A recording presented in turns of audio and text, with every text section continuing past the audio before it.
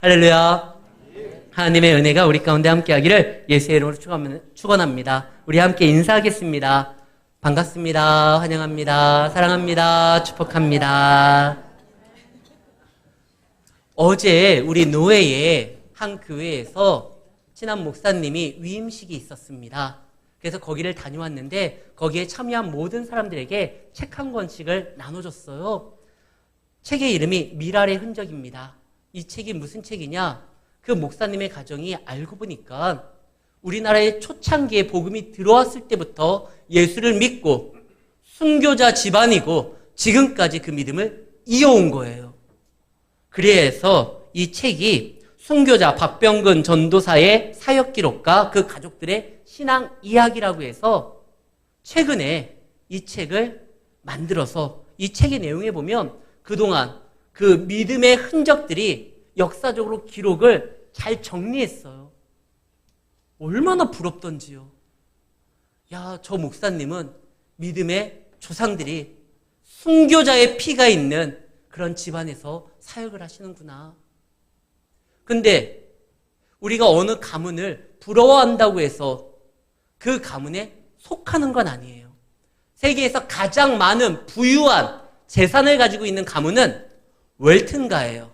포브스지에 의하면 미국의 월마트를 소유하고 있는 가정인데요. 월튼가가 세계 1위 부자 가문이랍니다.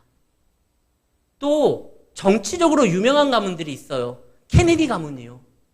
대통령도 배출했을 뿐만 아니라 또 많은 정치인들이 지금도 활발하게 움직이고 있습니다. 정치적으로 유명한 가문, 경제적으로 유명한 가문, 믿음으로 유명한 가문.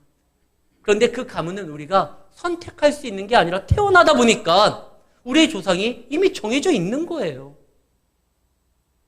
그런데 하나님의 백성은요, 어떠한 집안에서 태어났는지 그거와 상관없이 주의 말씀을 듣고 그 약속을 사모하고 붙드는 자가 하나님 나라의 그 가문의 일원이 될 수가 있습니다. 오늘 본문에 보면 야곱이 그의 자녀들에게 마지막 유언의 말씀을 전하면서 예언의 말씀을 선포합니다. 사실 유언의 말은 그 직계 가족들이 그 유언에 해당되는 사람들이 와가지고 듣는 거예요. 근데 이 말씀이 성경에 기록됐고 오늘 우리에게 증거되고 선포된다는 건 우리가 그 말씀을 나에게 주는 말씀으로 믿고 받아들이면 누구나 아브라함의 가문이, 이삭의 가문이, 야곱의 가문이 하나님 나라의 귀한 믿음의 가정이 될 수 있다라는 것이에요. 비록 우리는 지금 이 땅에서 살아갈 때 누구는 뭐 흙수저다, 다이아몬드다, 금수저다 하는데 그거와 상관없이 누구든 말씀을 붙드는 자는 거룩한 하나님 나라의 주님의 자녀가 되고 그분의 약속을 소유한 믿음의 부유한 자가 될 수 있다는 것이에요. 그런데 오늘 말씀을 이렇게 야곱이 그의 자녀들에게 이야기할 때 생각나는 대로, 떠오르는 대로, 기분 나는 대로 전하는 것이 아니라 분명한 하나님의 약속 가운데 그 자녀들을 잘 살피고 자기에게 주는 그 감동으로 예언의 말씀을 선포하는 겁니다. 이 야곱은 보통 사람이 아니에요. 사실 야곱은 그의 아버지나 할아버지에 비해서 그의 성향이 무엇인가 하자가 있고 문제가 있는 사람이에요. 이삭은 순종적인 사람이었습니다. 그의 할아버지 아브라함은 믿음의 사람이었습니다. 갈 바를 알지 못했지만 하나님의 명령에 따라 움직였던 사람이었습니다. 그런데 야곱은요, 뭔가 성향상, 기질상, 성격상에 하자가 좀 있어요. 그는 거짓말장이고 사기꾼이고 욕심 많은 사람이었습니다. 근데 자기가 자신에 대해서 이렇게 표현을 합니다. 오늘 말씀 26절에 보면 내 아버지의 축복이, 자기를 말하는 거예요. 자기 자녀들에게 너의 아버지의 축복이, 내 축복이 내 선조의 아버지의 선조 이삭과 아브라함보다 나아서 영원한 산이 한없음 같이 이 축복이 요셉의 머리로 돌아간다. 자기를 이삭과 아브라함보다 더 큰 축복을 받은 자라고 이야기를 합니다. 성격상에 이상한 사람이라고 했잖아요. 그럼에도 불구하고 그가 이렇게 말을 할 수 있는 건 누구보다 하나님의 말씀을 사모했고 처음에는 욕심 때문에 하나님보다 앞서서 행동하다가 일이 꼬이기는 했지만 그는 결국 주님만을 붙들게 되었고 주님만을 인정하게 되었고 나중에 자기의 아들이 하나님의 뜻 가운데 계시의 말씀을 이야기할 때 그 말씀을 다 해석은 못해도 마음에 두기도 하고 그 말씀을 항상 자신 안에 이렇게 삶을 해석하는 내용으로 만들었다가 나중에는요 하나님의 선지자가 됩니다. 우리의 성격이 모난 사람이 있어요. 나는 기질이 좀 다른 사람보다 유하지 못하고 급하고 또 이상하게 왜 이렇게 거짓말을 많이 하는지 뭐 이런 분들 계실 거예요. 그러나 그런 분들조차도 하나님 안에서 말씀을 붙들면 야곱처럼 선지자가 될 수 있습니다. 오늘 말씀에 보면 이 야곱이요 아이들에게 하나하나 예언의 축복의 말을 전합니다.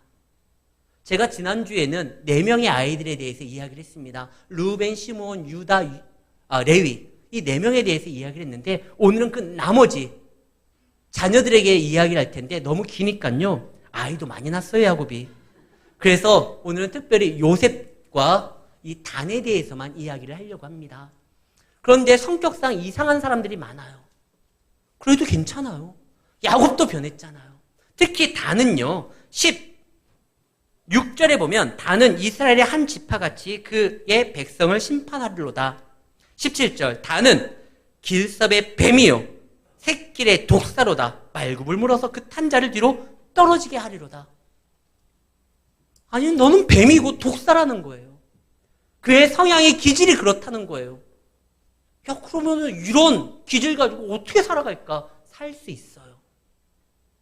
어제 제가 제 딸아이한테 만약에 너의 기질이 타고난 싸움꾼이고 막 가는 데마다 막 이렇게 막 다툼이 있고 그러면 너의 이 기질을 어떻게 하나님의 영광을 위하여 사용하겠냐? 질문을 했어요. 어떻게 하면 될 것 같아요? 싸움을 뒷골목에서 하지 말고 링 위에서 하면 시합을 하면 스타도 될 수 있고 인기도 얻을 수 있고 셀럽도 될 수 있어요. 이번에 제가 깜짝 놀랐어요. 제가 골프를 좋아하지 않기 때문에 골프 선수의 이름을 잘 몰라요. 그런데 이번에 세계 골프 랭킹 1위가 된 사람이 목요일 날이었을 거예요. 기사가 목요일 날 떴으니까. 그분이 세계 랭킹 1위가 되었는데 1위가 되자마자 기자회견을 할 때 이렇게 말을 합니다. 나는 하나님을 위하여 골프를 칩니다. 그분이 나에게 주시는 재능은 골프이기 때문에 나는 그를 위하여 칩니다. 우승을 하건 안 하건 그분 안에 거하고 있다라는 사실에 나는 확신을 가지고 있기 때문에 나는 그를 위하여 살아갑니다. 여러분들 목요일자 신문 뒤져보면 이 기사가 나올 거예요. 세계 랭킹 1위랍니다. 그는 자기가 가지고 있는 재능을 주를 위하여 사용한다고 열심히 노력을 했어요. 승패는 상관이 없어요. 최선을 다하는 모습을 보여준다는 거예요. 싸움을 잘하는 기질이라고 하면 다른 데서 다투지 말고 링 위에서 있으면 돼요. 거짓말을 잘하면 하나님이 나에게 주신 은사는 막 거짓말이에요. 그럼 이걸 어디에다 써요? 쓸 수 있어요. 작가가 되면 돼요. 기가 막히게 그냥 사실인 것처럼 이야기하면 제가 아는 최고의 거짓말쟁이는 줄베른이에요. 해저 이말리라는 그 책을 쓴 사람. 그게 말이 돼요? 해저 이말리를 막 이게 나가보면 별의별 게 있다고. 거짓말장인데 작가의 상상을 통해 가지고 정말 그가 기가 막힌 내용을 이 소설로서 쓰니까 수많은 아이들이 그걸 통해서 모험심을 갖게 되고 꿈을 꾸게 되고 그렇게 해서 선한 영향력을 끼칠 수 있거든요. 여러분들에게 하나님이 어떤 은사를 줬는지는 모르겠어요. 그러나 그 은사가 어떠한 은사든지 그것이 아름답게 하나님의 영광을 위하여 발휘될 수 있는 그 위치를 찾아서 사용하면 기가 막힌 은사가 됩니다. 내가 받은 은사, 다른 사람과 비교해서 나는 저거 갖고 싶은데 나는 그러지 못한 거에 대해서 후회하고 원망하고 이럴 시간 없어요. 내 은사가 가장 능력을 발휘할 수 있는 그 자리를 찾아야 되는 것입니다. 디모데후서 2장에 보면 집마다 여러 가지 그릇이 있다고 되어 있습니다. 그 금그릇이 있고 은그릇이 있고 질그릇이 있습니다. 그러나 각기 사용하는 것마다 다르게 쓰임을 받는 거예요. 그 말은 그 그릇이 사용되는 가장 적합한 위치에 있다면 금그릇보다 질그릇이 더 유용하게 가치 있게 사용될 수 있는 거예요. 야곱의 아들들은 성향이 다 다릅니다. 거기에 따라 야곱이 지금 맞춤 축복을 하고 있습니다. 때로는 그 말씀을 들을 때 마음이 아플 수도 있지만 그것은 경고의 메시지고, 그러니까 너희가 살아갈 수 있는 방법에 대해서 얘기해 주는 거예요. 단지파는 뱀이라고 했어요. 물어 뜯는 거예요. 사람들을 말해서 떨어뜨리게 만듭니다. 그러나 그러한 은사를 통해 가지고 호전적으로요, 하나님의 나라를 대적하는 자들과 선봉에 나와서 싸우는 사람이 되었으면, 실제로 이스라엘의 사사들 중에 단지파에서 나오는 뛰어난 영웅이 하나 있습니다. 사사라고 하면 우리가 떠오르는 사람이 첫 번째 사사 옴니엘, 립다, 여러 명 있잖아요. 기드온도 있고 바락도 있고. 그런데 가장 많이 알려진 사사가 누구죠? 긴 머리 휘날리며 돌아다니는 삼손이요. 삼손이 단지파입니다. 그는요, 블레셋을 치는 그들로 인하여 어려움을 당하고 있는 이스라엘을 보호하고 구원하는 사명을 갖고 태어난 사람입니다. 실제로 그는 나가서 움직여요.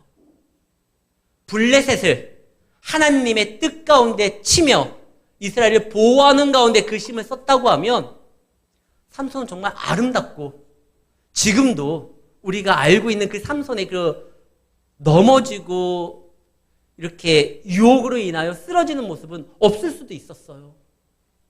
근데 처음에 삼손은 하나님 안에서 용기 있게 나섰지만 그 힘을 가지고 자기의 정욕을 채우는 데 사용합니다. 그러다가 무너지죠. 근데 삼손이 무너질 때 처음에는 그러지 않았어요. 근데 그가 사역을 시작하면서 굉장히 외로워요. 왜냐하면 단지파들이 그와 함께 하질 않습니다. 유일하게 사사들 중에 사사가 일어날 때 수많은 지파들이 함께 그와 협력하여 구원의 사역을 이루는데, 삼손만큼은 협력하여 함께하는 사람이 없어요. 자기 지파 사람들도 자기와 함께하지 않아요. 그래서 어떻게 합니까? 그래서 삼손의 동역자가 누구예요? 여우예요. 여우 300마리를 잡아가지고 사람들이 안 도와요. 기드온은 300명의 용사가 있었잖아요. 근데 삼손은 그 300명의 용사도 없어서 자기가 300마리 여우 잡아가지고 그 꼬리에 불 질러서 블레셋 사람들이 추수하는 밭에 풀어놓는 경우가 있죠. 철저하게 외롭게 움직입니다. 그러다가 무너지게 되죠. 근데 살 수 있는 방법이 있습니다. 아까 그 이야기했었던 말씀 중에 18절 말씀입니다. 단에게 이야기하는 말인데요. 여호와여, 나는 주의 구원을 기다리나이다. 여호와의 이름을 정확하게 알고 그의 역사를 간구하며 바랬을 때 당신의 구원만을 기다립니다. 삼손이 쓰러졌지만 맨 마지막이에요. 삼손에 대한 평가는 딱 2번 나옵니다. 사사기 15장과 16장에 나와요. 다른 사사들은 딱 1번 평가가 나와요. 그가 몇 년 동안 사사로 지내는 동안에 이스라엘이 평안하였도다. 이렇게 1번씩 나오는데 삼손만큼은 2번 나와요. 왜냐하면 15장까지의 삼손의 사사로서의 역할은 개인적인 정욕을 따라 실패했던 사사의 모습이고, 16장이 진짜입니다. 16장 때 삼손은요, 하나님 앞에 회개를 합니다.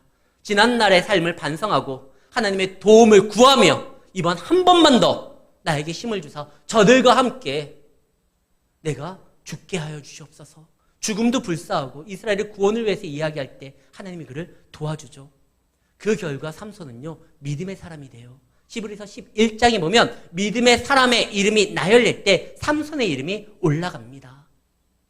실패할 수는 있어요. 그러나 그 실패를 한다 할지라도, 그 기질 때문에 좀 어려움을 당한다 할지라도 마지막 단지파가 불러야 되는 것은 여호와여, 그분의 이름을 기억하고 그분 앞에 자신을 맞춘다고 하면, 이사야서 11장에 보면 이런 말이 나옵니다. 독사굴에 어린아이가 손을 넣고 그래도 문제가 안 된다는 거예요. 다는 독사라고 했습니다. 그러나 하나님 안에 거한다고 하면 전혀 그 독이 문제가 되지를 않아요. 오히려 자기들을 살릴 수 있는 능력이 될 수도 있는 겁니다. 단지파는 이 말씀대로 살아갔어야 됩니다. 그러나 그들은 말씀대로 살아가지 않고 마음대로 살아가요. 그래서 사사시대 때 보면 그들에게 주어진 기업이 있는데 그것을 쿨하게 뒤로하고 자기들이 원하고 바라는 눈에 보기 좋은 라이스라는 땅을 차지하게 됩니다. 하나님이 허락한 땅이 아니에요. 다른 땅은 싸워서 차지해야 되는 땅인데 그 싸워서 차지하는 땅의 단지파의 성향은 아주 맞춤이에요. 싸움을 잘하거든요. 근데 그들은 거룩한 싸움을 피하고 싸우지 않아도 되는 라이스라는 땅은 평온했다라고 되어 있거든요. 거기에 학살자로 들어가서 그 땅을 차지합니다. 그 결과가 뭘까요? 계시록에 보면 12지파의 이름이 나옵니다. 원래 이스라엘은 기업을 받지 아니하는 레위지파가 열애가 되기 때문에 12지파고 레위지파를 포함하면 13지파입니다. 근데 계시록에는 레위지파가 포함됐는데 12지파만 나와요. 단지파가 사라져요. 하나님이 그에게 주신 것을 붙들지 아니하고 여호와의 이름을 그들에게 허락됐음에도 불구하고 그 이름에 구원을 사모하지 아니했을 때, 마음대로 행동했었을 때 그들은요, 위대한 믿음의 사람 삼손을 소유했음에도 불구하고 하나님을 찾지 않다가 결국 기업까지 잃어버리게 됩니다.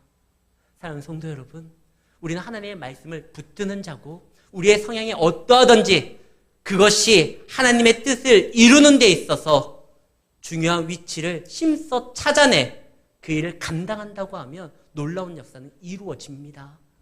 내가 왜 흙수저로 태어났는지, 내가 왜 지금 이 땅에 태어났는지 그거 불평할 때가 아니에요.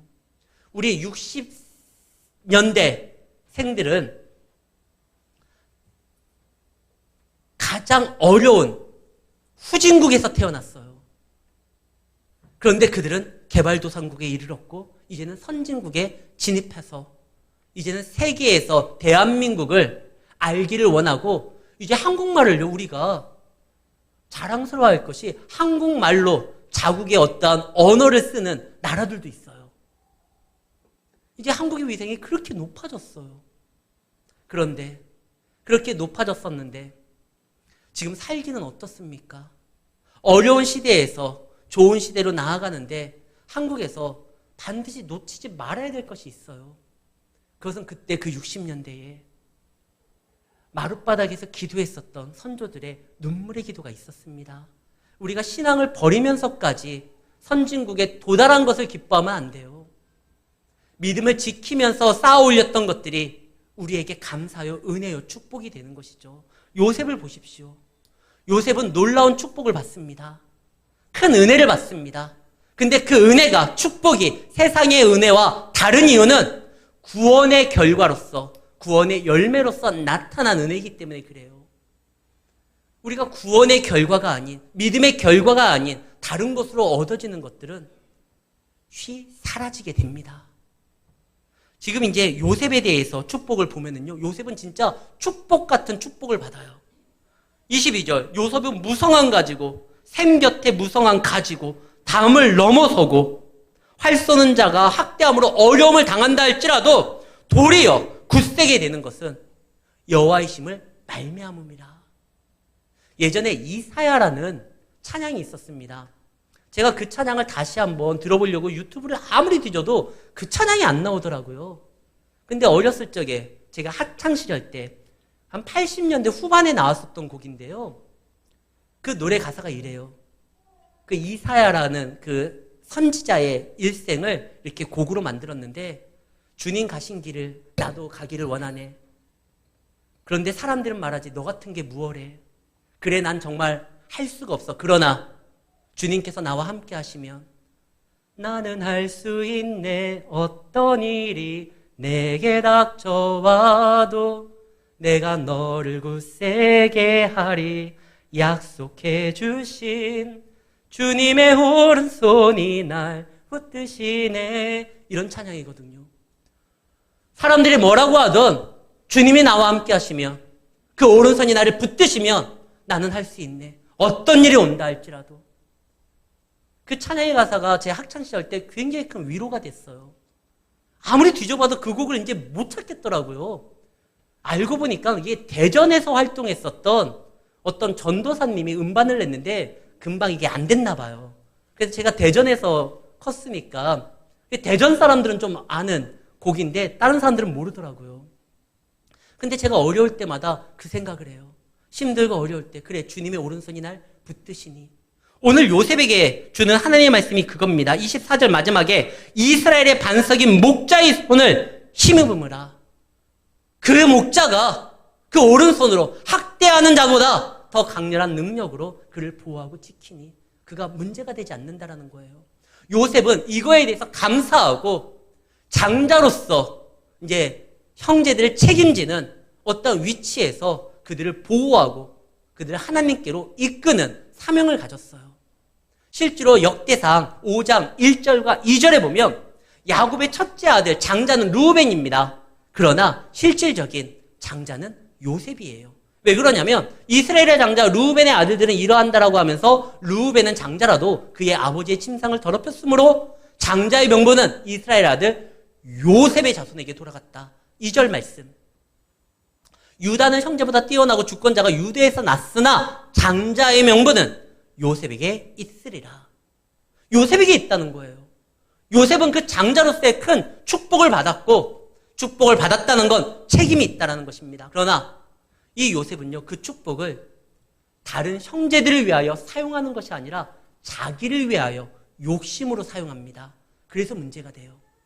요셉도 좀 화가 날만해요. 왜냐하면 치리자의 지파이가 형제들이 무릎을 꿇고 섬기는 족속이 누굽니까? 유다 지파라고 되어 있어요. 지난주에 봤을 때 유다 지파가 왕이 나올 것이고 통치자가 나올 것이고 형제들이 그의 앞에 무릎을 꿇는다고 되어 있습니다. 그런데 이것을 먼저 받았었던 꿈으로서 계시로서 받았던 건 요셉이었어요. 요셉이 환상을 봤는데 형들의 단들이 자기에게 절을 합니다. 해달 11별들이 자기에게 절을 합니다. 원래 무릎을 꿇고 가장 우뚝 서는 건 요셉이에요. 그런데 하나님의 뜻은 요셉이 아니라 유다에서 치리자가 나올 거고 요셉은 그 시대에 말씀을 붙든 사람이었으니까 너를 통하여 장자로서 그 형제들을 돌보는 그 일을 감당하면 된다. 아니 나는 지도자가 나오기를 원하는데 아니요. 지도자가 우리에게 나오지 않아도 아무 상관이 없어요. 나에게 주신 하나님의 은사가 있다고 하면 목적이 있다고 하면 뜻이 있다고 하면 그거 붙들면 지도자가 다른 지파에서 나온다 할지라도 그로 인하여 우리의 삶이 더욱더 풍성해질 수 있거든요. 실제로 에브라임 지파는 이 요셉 지파는 유다와 항상 적대적인 관계를 가졌어요. 이 유다 지파에서 왕이 나올 테니까 그를 협력하고 그를 응원하고 그를 격려하고 그와 함께하고 동역하면 그 왕과 함께 큰 일을 감당해야 될 텐데 경쟁하니까 나중에 어떻게 됩니까? 이 요셉 지파, 에브라임 지파는 결국에요. 하나님 안에서 악한 나라로 인정되어 무너지게 돼요. 경쟁할 필요가 없어요. 내가 받을 복이 저쪽에 가는 것 같다? 그게 무슨 상관이에요? 나에게 주시는 복이 이미 충분한데요. 누구보다도 요셉은 2배의 축복을 받은 거예요. 장자의 명분을 가졌고요. 다른 사람이 복 받으면 그걸 응원해주고 거기에 대해서 함께 기뻐해줘야 되는 것입니다. 근데 기뻐해주는 것이 왜 중요하냐면 기뻐해줬는데 그 사람이 그 역할을 감당하지 못하면 그 복은 나에게 와요. 마태복음 10장 11절과 12절에 보면은요. 12절과 13절 예수님께서 제자들에게 항상 먼저 평안을 빌라고 합니다. 또 그 집에 들어가면 평안하기를 빌라. 13절 그 집이 이에 합당하면 너희가 빈 평안이 그 집에 임할 것이고 합당하지 않으면 너희가 그 평안이 너희에게 올 것이다. 우리가 주변에 있는 형제들을 위하고 섬기고 끝까지 그들이 잘 되기를 소망해야 됩니다. 그가 잘 되면 그와 더불어 우리가 함께 즐거워할 수 있고 혹시나 우리가 비는 그 복이 그에게 합당하지 않으면 그래도 손해될 게 아니에요. 우리에게 오는 거예요. 이스라엘에서 대표적인 지파가 아까 유다 지파라고 했습니다. 모세 시대 때 유다 지파의 대표는 누구였냐? 갈렙이었습니다. 에브라임 지파의 대표는 여호수아였습니다. 각 지파별로 대표들을 불러서 정탐꾼을 보내죠. 근데 이 갈렙은요, 놀라운 건 이스라엘 사람이 아닙니다. 그는 여분네의 아들로서 그나스 사람이에요. 정통 아브라함의 족속이 아니에요. 이방 사람이에요. 근데 그는 이스라엘 지파가 되기를 소망했고 믿음을 갖기 시작합니다. 그래도 이스라엘의 대표 지파에 어떠한 지분을 갖는 거, 야, 그거 누구나 다 그럴 거 아니야? 아니요. 모세가 80세 때 이스라엘 앞에 나타나기 전까지 이스라엘은요, 노예였어요. 노예 지파의 대표가 되는 건 좋은 일이 아니에요. 그럼에도 불구하고 노예는 노예인데 하나님의 약속이 있는 노예였고, 갈렙은요, 그 노예가 되기를 기꺼이 원했고, 이스라엘 사람이 아니기 때문에 굳이 노예로서 거기 들어갈 필요도 없었어요. 그런데 유다 지파의 약속을 사모하니 그가 그 지파의 대표가 됩니다. 그리고 막벨라굴을 소유하게 되죠. 우리가 어떠한 것을 사모하고 바라는 것, 천국은 침노하는 자일 것이라고 했습니다. 우리가 받은 은사에 대해서 감사하고 우리에게 주신 은혜에 대해서 기뻐하고 그것을 흘러보낼 때 아까워하지 마십시오. 세상 사람들은 제로섬 게임이라고 해서 내가 가지고 있는 게 다른 사람에게 전해지면 내가 그만큼 비게 됩니다. 그러나 하나님은 창조주 하나님입니다. 그는 축복을 흘러보내기를 원하십니다. 흘러보낼 때 내 것이 비어지는 것이 아니라 차고 넘치게 됩니다. 채워졌으니까 줄 수가 있는 거예요. 하나님께서는 우리에게 복을 흘러보내기를 원하십니다. 요셉에게 큰 복을 줍니다. 흘러보내라는 거예요. 근데 그들이 흘러보내지 않고 자기만 붙듭니다. 그래서 문제예요. 이 요셉 지파를 상징할 수 있는 대표적인 인물 요셉은요, 그 자손들과 달리 흘려보내는 거에 대해서 인색하지 않았습니다. 요셉이 총리가 되었을 때 가장 걱정했던 사람이 누굴까요? 뭐 무르나 많아. 요셉을 억울하게 누명씌워서 감옥에 보낸 보디발과 그의 아내였을 거예요. 그런데 요셉은요, 자기가 총리가 되었을 때 제일 먼저 했었던 일이 자기를 힘들게 했던 사람들 찾아내서 손봐주는 게 아니에요. 복수하는 게 아니에요. 오히려 그들을 섬깁니다. 요셉에게 있어서 애굽은요, 원수 같은 나라예요. 부잣집 아들이었었는데 여기 와가지고 노예가 됐고 억울하게 감옥에 갇혔어요. 이 요셉에게 애굽은요, 정말 너무나 싫은 나라예요. 내가 총리가 되면 이 나라 망하게 만들어야지, 복수해야지. 그게 아니라 오히려 그 나라를 섬깁니다. 그 결과 어떻게 됩니까? 보디발에게 복수하지 않으니까 보디발이요, 오히려 요셉의 눈치 보면서 자기를 섬겨주는 그 요셉을 통해서 아마 목숨 걸고 호위무사가 되었을 거예요.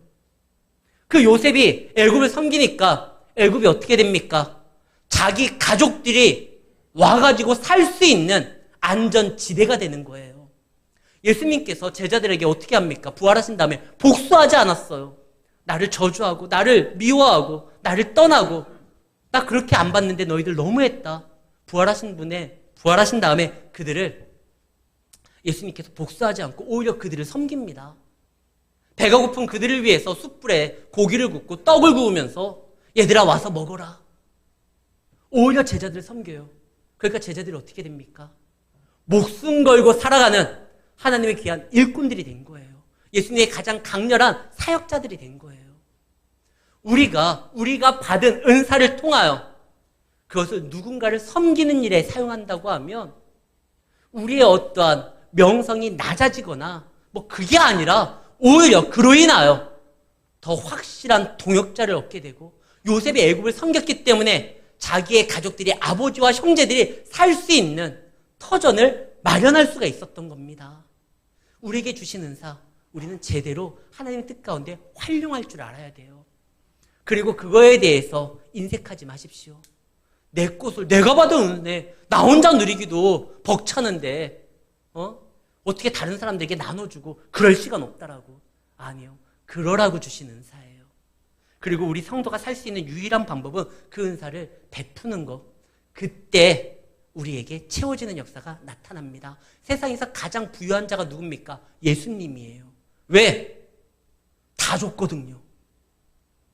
십자가에서 피 한 방울까지 모든 사람의 구원을 위하여 다 나눠줬거든요. 심지어 속옷까지 가져가게 했어요. 예수님이 다 나눠줬기 때문에 구원이 이루어졌고, 천하의 모든 이름에 가장 뛰어난 이름을 얻게 되었고, 수많은 사람들을 자신의 신부로 맞이할 수 있게 된 거 아닙니까? 하나님께서 우리에게 은사를 줬습니다. 내 은사는 찬양하는 은사야. 찬양하면서 많은 사람들을 섬기기를 바랍니다. 내 은사는 누군가의 이야기를 들어주는 은사야. 상담을 통하여 그들을 세워주면 됩니다. 나는 기질이 좀 빠르고 성향이 급해. 그러면 우리 교회에서 어디 갈 때 선발대로 나가가지고 뭐 알아보면 되잖아요. 각자 자기의 은사들을 활용하면 되는 거예요. 거짓말하는 사람도 작가가 되면은 뛰어나게 쓰임을 받을 수가 있는데, 우리에게 주신 그 은사를 우리가 감당하면서 나아가면 어떤 일들이 벌어지겠습니까? 요셉이요, 원수인 나라 애굽을 섬기니까 자기 가족들이 살 수 있는 그런 놀라운 역사가 일어났다고 했잖아요. 근데 그 요셉이 원수가 아니라 자기 형제 유다를 인정하면서 그의 최대의 후원자가 되었으면요, 그럼 나라가 갈라질 일도 없었고, 그렇게 됐다고 하면 그 나라가 사라지는 역사도 없었습니다. 북이스라엘이 최대의 남유다를 후원하는 나라가 되었다고 하면 형제 국가로서 같이 성장할 수가 있었습니다. 근데 그거를 못한 거예요. 요셉은 너무나 큰 축복을 받았는데 그 일을 못합니다. 요셉의 축복이 뭐죠? 놀라워요. 하늘의 축복과 아래에서는 깊은 샘의 축복과 젖먹이는 복과 태의 복이다. 이게 뭡니까? 하늘의 축복과 땅의 축복을 통하여 젖먹이고 태의 열매라는 건 거룩한 것을 생산할 수 있는 약속을 받았다는 거예요. 근데 그들은 그 은사로 거룩한 것을 생산하는 것이 아니라 오히려 형제들을 무너뜨리는 데 사용하게 됩니다. 그래서 아무리 명분을 받았지만 이 명분은 그들의 것이 안 되고 오히려 지도자였었던 유다의 것이 됩니다. 우리는 인색하면 안 돼요. 주님의 은사를 가지고 활용하는 데 있어서 더욱더 적극적으로 나서야 됩니다. 분명한 건 하나님께서는 모든 것을 감찰하시고 당신의 목적과 뜻대로 움직이고 반응하는 주님의 백성들에게 무엇 하나 인색하신 분이 아니라는 거예요. 부어주시고 세워주시는 분이라는 겁니다. 이번 한 주 여러분들이 각자 받은 은사를 통하여 여러분들 주변에 있는 분들을 잘 섬기시기를 바랍니다. 어떻게 해서든지 그들을 위하여 복을 비시고 하나님의 이름으로 축복하시기를 바랍니다. 그 축복이 그들이 합당하면 그들의 축복과 함께 우리가 함께 즐거워할 수 있고, 그들이 그것이 합당하지 않는다고 하면 손해볼 게 없다고 했잖아요. 나에게 옵니다. 나에게 와서 그들의 것을 뺏는 것으로서 그 축복을 이용하라는 뜻은 아니에요. 내가 받은 그 축복으로 그들이 하나님이 살아계심을 인정하고 돌아오게 만들라는 것이죠. 요셉이 그랬습니다. 노예였지만 많은 사람들에게 이렇게 고통을 당하는 그런 자리에 있었지만 하나님의 함께함을 보이니까 많은 사람들이 그와 같이 하기를 원했잖아요. 이번 한 주 믿는 사람으로서의 삶의 모습을 통해서 여러분들이 그러한 모습을 세상 사람들에게 알려주고 하나님의 축복이 무엇인지를 경험하게 만드는 믿음의 복된 삶이 되시기를 예수의 이름으로 축원합니다.